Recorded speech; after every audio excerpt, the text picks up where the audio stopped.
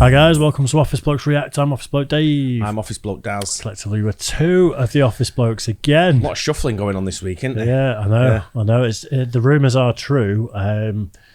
We've got separate tour buses now. There's some. This is broke down. Yeah, no. Mike has been called away. Bit of a family emergency, so he's all good though. Don't worry. He will be back very soon. Right. Our gaming channel, I might as well tell you about that. Go on then. Yeah, our gaming channel, we've got the first couple of videos recorded and edited. We're just waiting for our intro to be finalised, a few little finishing touches. But you can subscribe right now. So head over to Office Blokes Game and subscribe. And yeah, very, very soon. It's exciting. Yeah, should be good. It's actually really fun to film as well, isn't it? I looked in the cupboard this morning to see if we've got any games we can do while I'm there. And I looked at them and I thought, nah, the shit, them. Really? It might be good, but I just didn't. I wasn't in the mood when I woke up this morning. Yeah. So we've got Cards Against Humanity upstairs. Oh, we have. Mike brought it in. Played that before. And there's a new cafe in Altrincham called Nerd. I've already booked it. Booked it out for us. Anyway, right, the strangest last meal requests on death row. What would you request? Philly cheesesteak. Philly cheesesteak. I won't give a shit. I'll just be like, you know what? I don't even for me. I'm on death row. Just let's have done with it. I don't even want to meal. Just do it now. I've heard. I can't remember who it was. It might have been some British person went over and did a documentary about US prisons years ago, and he went on death row, and they said they never see people eat the meals because people are that scared that they've just got zero appetite that they just very rarely eat. I'd go for like a really ruthlessly hot, massive chili, and then when they killed me, I'd full blown like void bowel chili all over the place. Anyway, strangest last meal requests on death row. Let's do this. In some states in America and other countries with legal capital punishment, there exists an interesting custom for criminals on death row. The infamous last meal. Convicted felons are granted the opportunity to select any food and drink of their choice within certain regulations on the eve of their execution. Here are some of the strangest meals ever recorded. Daniels, you might as well go drunk if you're gonna go. Number 20. Victor Harry Fager. In 1963, 28-year-old Victor Harry Fager was sentenced to death by hanging for convicted kidnap murder. For his final meal, the young man had only one request: a single olive with the pit left in. After his execution, the olive pit was found inside Fager's suit pocket, contributing to the popular belief that he intended to be buried alongside it so that the olive tree symbolizing peace would sprout from his grave. For a dangerous criminal, it's almost a touching sentiment. Number 19. Gerald Lee Mitchell. Gerald Lee Mitchell's final meal was even sweeter than Fager's, but in an entirely different sense. As he awaited his final moments on death row, Mitchell had only one thing on his mind when it came to his final meal: an assorted bag of Jolly Ranchers candy. After finishing the entire bag before facing the final curtain, it's safe to say this criminal intended to go out on a real sugar high. Good choice. Love Jolly Rancher. We've got a load upstairs when we were doing the Try channel, but we just never did anything. It's probably up there as one of the top candies for me. Really? Yeah, I love them. I've not got that much of a sweet tooth. Oh, I hate loads. Way too much. I'm thinking what you can do here, because like Jolly Ranchers, but you make sure you breathe one of them in, and then you croak it in your cell. You choke on it. Stick in your throat. Yeah. Number 18. Lawrence Russell Brewer. While some have a clear idea of the last thing they'll ever eat, others are totally spoiled for choice. Taking full advantage of this unusual opportunity, convicted killer and white supremacist Lawrence Russell Brewer decided to indulge in an enormous feast in 2011. He requested 2 fried chicken steaks with gravy and onion, a triple bacon cheeseburger, a cheese omelet with ground beef, tomatoes, onions, bell peppers, and jalapenos, 3 fajitas, a meat feast pizza, a bowl of fried okra, a pound of barbecued meat with half a loaf of white bread, peanut butter fudge with crushed peanuts, and a pint of Bluebell ice cream. He was doing his own execution. I know, yeah. Of course, it was white bread as well. I'll tell you what, I like them fajitas. Put me right in the mood for a Mexican tonight. I'm having Mexican food tonight, definitely. I love how white supremacist orders like Mexican food, Italian food. Like you go through the nationalities on those plates. Where's the pie and chips? Yeah. What's okra? Okra. It's like a banana, isn't it? No idea. Fried okra, did he say? Yeah. It's a vegetable of some variety. That's why we've never heard of it. down with 3 root beers. In a final screw you to the justice system, though, Brewer refused to eat a morsel when the order arrived, claiming that he wasn't hungry. Texas Senator John Whitmire was so furious that he decided to ban the last meal request in the state, so future death row prisoners have Lawrence Russell Brewer to blame for regular prison slop. Number 17. John Wayne Gacy. Another felon who capitalized on his last meal request was the notorious serial killer John Wayne Gacy, otherwise known as the Killer Clown Pogo. For his final supper, Gacy ordered 12 fried shrimp, a bucket of original recipe KFC, french fries, and a pound of strawberries. Prior to his conviction, Gacy had managed 3 KFC restaurants in his home city of Waterloo, and he clearly never got tired of that finger-licking goodness. Number 16. John Spinkalink. For some, food isn't the priority at all when it comes down to making a last order.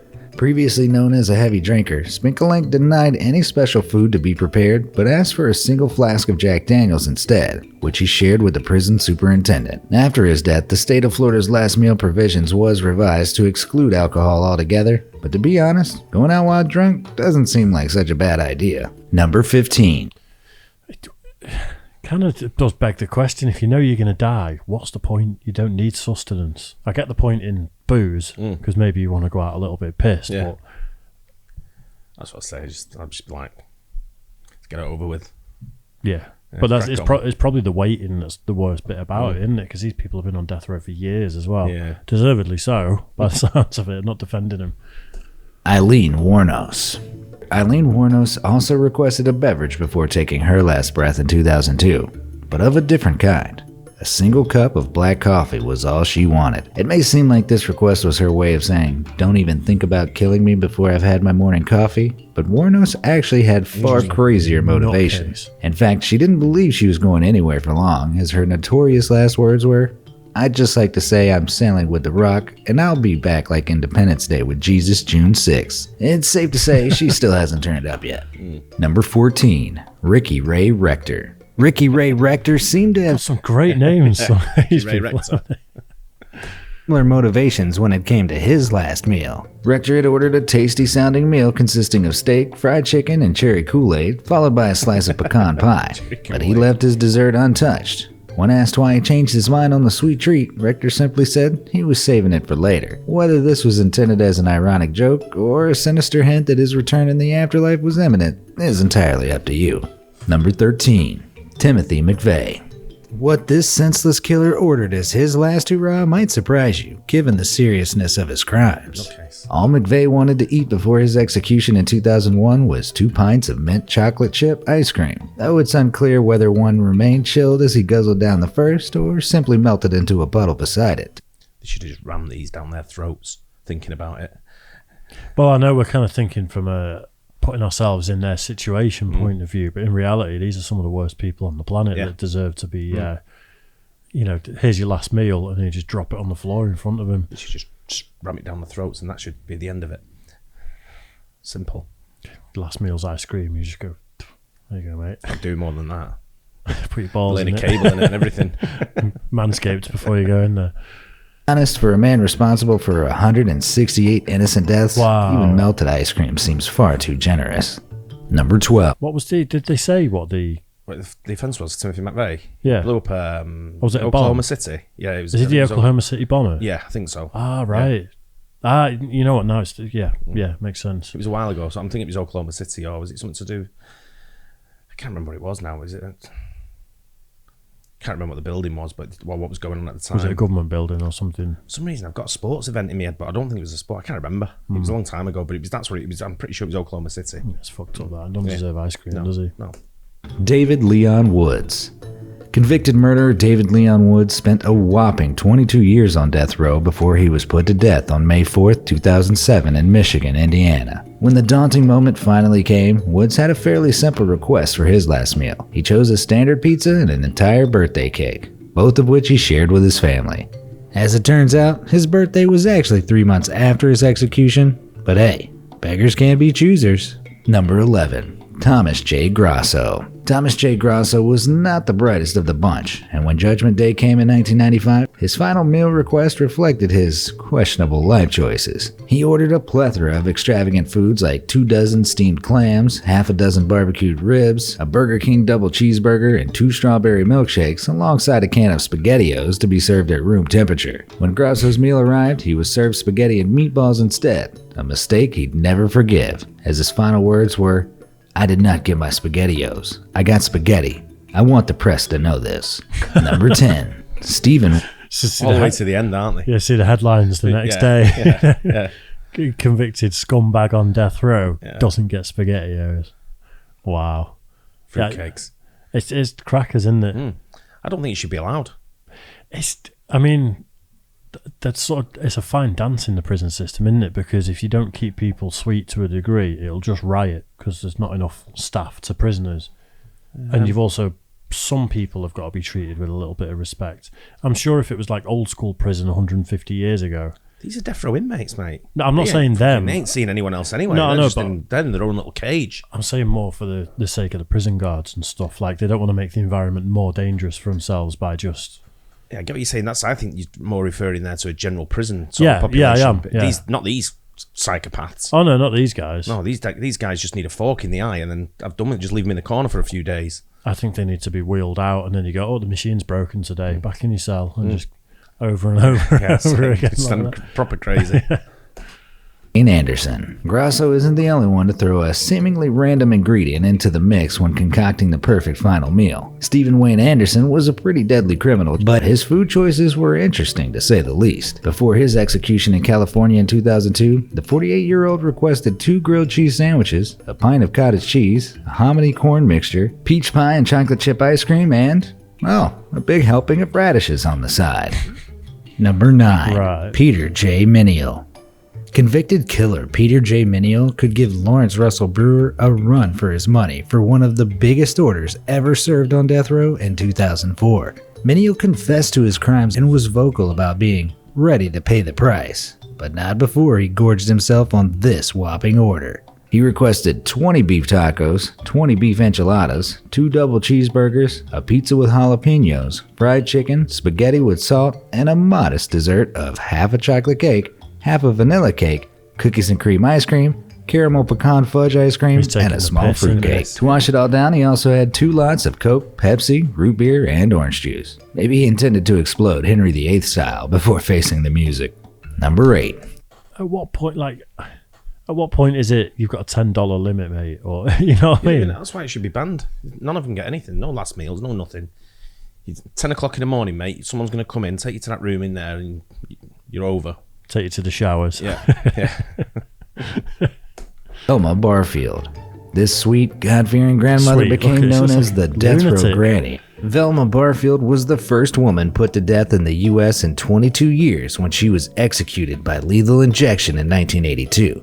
But not before she was granted one final meal. A cup of tea, a slice of coffee cake, or a fruit scone might be what you'd expect. But all Barfield really wanted was a packet of cheese doodles and a can of Coke. But for a devout Christian old lady who also killed 6 people, what can you really expect? Number 7. Robert Alton Harris. When you're ordering your final meal on death row, it's important to cover all bases. And why agonize over which takeaway to get when you can combine the lot? This is exactly what murderer Robert Alton Harris did in 1992 when he requested a 21-piece bucket of KFC and 2 large Domino's pizzas alongside a 6-pack of Pepsi with ice cream and a bag of jelly beans for dessert, and a packet of Camel cigarettes for good measure. Harris is most remembered for his final words, though, which were, "You can be a king or a street sweeper, but everybody dances with the Grim Reaper." Kinda prophetic for a seasoned criminal, don't you think? Number 6. Ronnie Lee Gardner. Plenty of death row criminals have used their final meal as an opportunity to make smart choices, and Ronnie Lee Gardner was certainly determined to make his sitting last as long as possible. He didn't go too overboard on his order of steak, lobster tail, apple pie with vanilla ice cream, and a 7-Up, but he also had another request: to watch the Lord of the Rings trilogy while eating. Surprisingly, Gardner was permitted to do so, and with a combined runtime of more than 11 hours, this must have been the longest last meal ever. Number 5. I was with you on just get it over with until I realised you can watch the whole Lord of the Rings trilogy before you go. I'd rather just go still. I'd be like, I'd do the biggest order of Mexican food you've ever seen and spend the next 11 hours watching Lord of the Rings eating Mexican food, just being an absolute slob, and then get it done with. See, the people they killed, they didn't get the choice of a last meal. Well, that's true. That's the other side. That's what bothers me more than anything, when they get these little quirks or perks. Perks is probably the one. Perks is what it is. Yeah. No, you're right, and I'm definitely not empathising with these people. They're pure scum. Yeah. But I'm just thinking, what would I do? And if you can watch Lord of the Rings, I probably would. Yeah, definitely not. I'd rather just die. Phillip Workman. Gluttony was the last thing on Phillips's mind when he requested his final meal. His final request was for a large vegetarian pizza to be given to a random homeless person, but prison officials refused to do so, and he ate nothing. In a surprising turnout, on the day of his death on May 9th, homeless shelters in Tennessee received large amounts of vegetarian pizzas from people all over the country. So at least he did one good deed before his death.